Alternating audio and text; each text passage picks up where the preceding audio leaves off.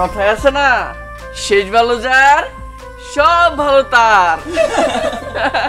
আম্মা, আপনি যখন আমার সততা দেখে ডালিয়ার সাথে বিয়ের প্রস্তাব দিলেন, এর চেয়ে বড় আনন্দের সংবাদ আমার জীবনে আর কোনো কিছু ঘটেনি আম্মা। আর যখন উনি মারা গেলেন, তখন উনি যে আমার কাছে 3 লক্ষ টাকা পান, সেটা নিয়ে আমি এই বাড়িতে চলে আসলাম। তখন মনে মনে ভাবলাম, আল্লাহ যখন আমার একটা পরিবার দিছে, আপনার মতো মা দিয়েছে, তখন জীবনে কোনোদিন আপনাদের কিছু অপূর্ণ রাখবো না। তখন ভাইজান আমার নিয়ে আসলেন গুইঙ্গার হাট বাজারে। তার 3টা আড়ত আছে, তুলাতুলি বাজারে তার জায়গা জমিও আছে অনেক। ভাইজান আমার বলছে, রাজু, চাকরি ব্যবসা অনেক করছি কিন্তু সংসার করিনি, এবার সংসার করমু, মার সেবা করমু। তুই পারবি না আমার আড়তটা সামলাইতে? ভাইয়ের কথা শুন না আমি রাজি হয়ে গেলাম। এ কারণে আমি ঘরে কোনো কাজ করতাম না, ভাইজানের আড়তের খবরদারি রাখতাম। তাহলে এত লুকোচুরি কি দরকার ছিল? আমাদেরকে সব কিছু খুলে বললেই হতো। পারতাম, কিন্তু তখন তুমিই তো বলতা ঘরে বসে কি করো, আড়তে যাও, বাজার সামলাও। বিশ্বাস করো ডালিয়া, সেই ছোটবেলা থেকে বাইরে থাকতে থাকতে আমি ক্লান্ত। আমি ঘরে থাকতে চাই, আর ভাবছি তোমাকে চাকরিতে বারণ করায় তুমি খুব কষ্ট পাবা।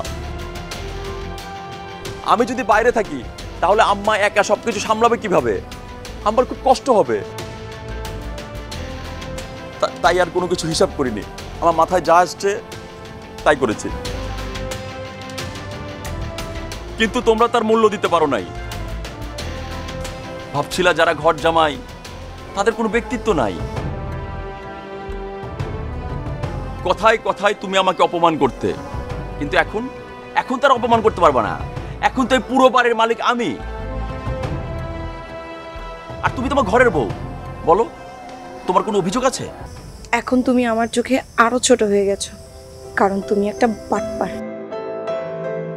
আর একটা বাটপারের থেকে ঘর জামাই অনেক ভালো। বাস, আমি এটাই বুঝাতে চেয়েছিলাম।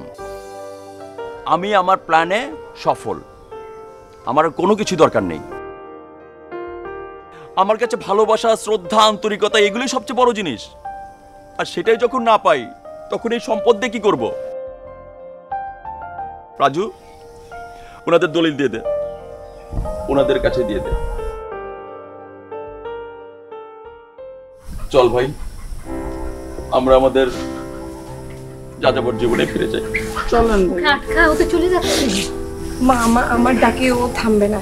ওকে যদি কেউ থামাতে পারে সেটা শুধু তুমি। মা, ডাকো ওকে।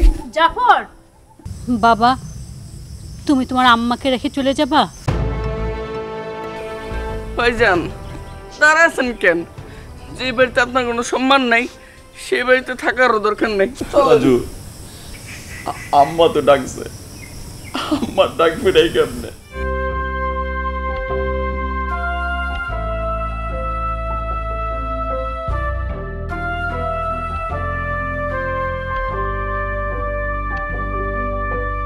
আমি অন্যায় করে ফেলছি, আমাকে ক্ষমা করে দাও।